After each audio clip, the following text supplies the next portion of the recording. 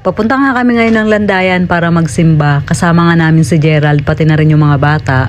Mas prepare nga namin magsimba dito sa Landayan kahit may mga malalapit na simbahan dito sa may poblasyon. Marami rin kasing pwedeng pasyalan sa Laguna kapag kakatapos nga ng simba. Buti na nga lang nga at wala ngang traffic ngayon. Parang natapos na rin yung mga tao sa rush hour nila sa pagsha-shopping. Ilang beses na rin kasi kami bumiyahe papunta ng San Pedro at laging ang traffic. Ngayon nga nakakatuwa kasi ang luwag din talaga ng kalsada. Kaya dire-diretso talaga yung biyahe namin papunta dito sa may Landayan. Sa covered court na nga namin iniwan yung e-bike namin para nga i-park. Naglalakad pa nga lang nga kami papunta ng simbahan, naririnig ko na nga yung sermon ng pare. Kaya sabi ko nga kay Geraldine may misa kasi ordinaryong araw nga lang nga to at ordinaryong oras. Siguro tuloy-tuloy yung misa nila dito simula nga nung simbang gabi. Marami rin nga mga nagsisimba. Nung matatapos na nga yung misa, lumabas na nga kami nila Geraldine. Pupunta naman kami dito kay Lolo Owing. Ang haba nga ng pila kasi nga umabot na dito sa labas. Kapag ka nagsisimba nga kami dito, hindi talaga pwedeng hindi kami dadaan dun sa taas para nga mahawakan si Lolo Owing. Alam nyo ba na marami akong mga hinihiling sa buhay ko na dito talaga ako namamanata sa Landayan kay Lolo Owing. At natutupad naman talaga lahat ng mga hinihiling ko sa kanya, kaya nagpapasalamat din talaga ako. At yun, isang bagay na lang din talaga yung inaantay ko na ibigay niya, at kung ano man yun, syempre sa akin na lang yun.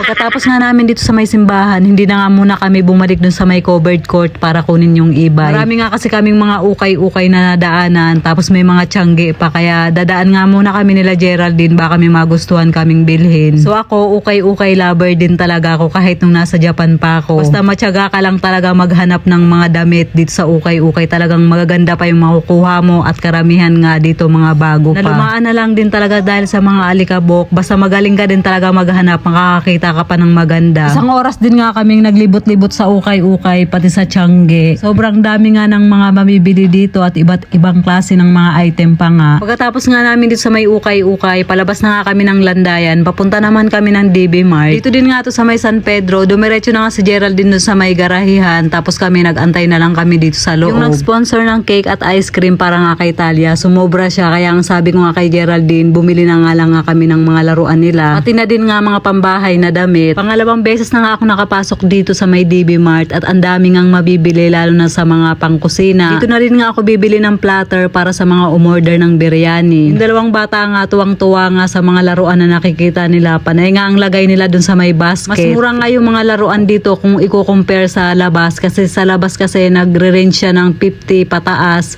Samantalang dito meron ka pang makikitang mga 20. Habang nakapila nga sila Geraldine dun sa may cashier, nagpa-picture nga muna ako kay Gerald. So yun nga, nung nakita ko yung video, nakita ko na parang lumiit na ako lalo. Kasi nabawasan din talaga yung bilbil ko. Alam nyo ba, araw-araw din kasi ako nagwo-workout na pampaalis ng bilbil at saka pampalaki ng balakang.